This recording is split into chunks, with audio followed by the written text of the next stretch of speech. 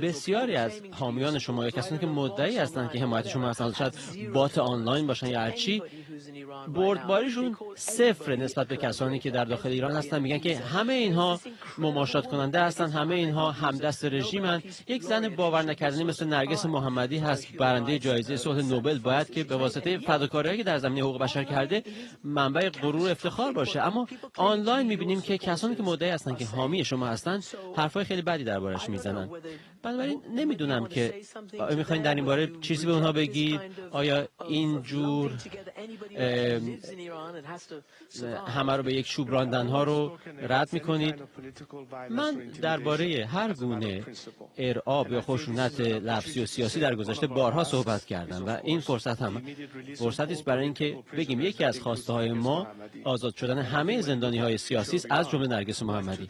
وقتی به آینده ایران نگاه میکنیم، الان امروز میتونیم برای یک هدف مشترک، یک دموکراسی سکولار به عنوان آلترناتیو این دیکتاتوری جهان سومی، این هدف مشترک ماست و ما الان همه در یک قایق هستیم و در آینده ایران یک کسی مثل نرگس محمدی میتونه در انتخابات شرکت کنه برای نخست وزیر شدن یا رئیس جمهور شدن در ایران. و فکر می‌کنم که اکثریت مردم ایران دموکرات‌های سکولار هستند، حالا چه جمهوری خواه باشن، چه پادشاهی خواه باشن، سوسیالیست باشن یا محافظه‌کار باشن، نماینده گروه‌های قومی ما باشن، نماینده اقلیت‌های مذهبی ما باشن. وقتی که به تنوع ایران نگاه می‌کنید می‌بینید که روی این اصول خیلی ما یک صدا و متحد هستیم و باید که روی این اصول یک پارچه بایستیم. و فکر کنم که پشت خیلی از این کمپین‌ها رژیم هست که بی‌اعتبار کنه نه فقط من رو، بلکه خودش رو به عنوان نماینده این گروه یا اون گروه جا میزنه، برای اینکه میخوان که بین ما تفرقه بندازن. سالها این تلاش رو کردن برای اینکه این اپوزیسیون متنوع نتونه به معنای واقعی کلمه متحد بشه. چیزی که من خواستم و دوباره میخوام و از این فرصت هم استفاده میکنم که یادآوری کنم به مردم که اصلا هدف این مبارزه چیه. هدف آزادیه، هدف آزادی و حقوق و برابری همه شهروندانه.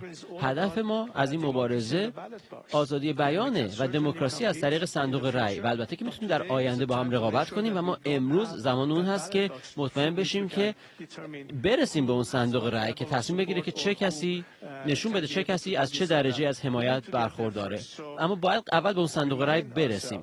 بنابراین به خودمون، به همه یادآوری کنیم آرمان ما چی هست و آرمان ما برای اینه که همه زیر این چادر جمع بشن. این چادر میتونه خیلی بزرگ بشه مادام که و به شرطی که، و این خواسته منه، که روی 4 اصل کلیدی یک صدا باشیم. شماره 1 تمامیت ارضی ایران، این خیلی مهمه برای بسیار از ایرانیان.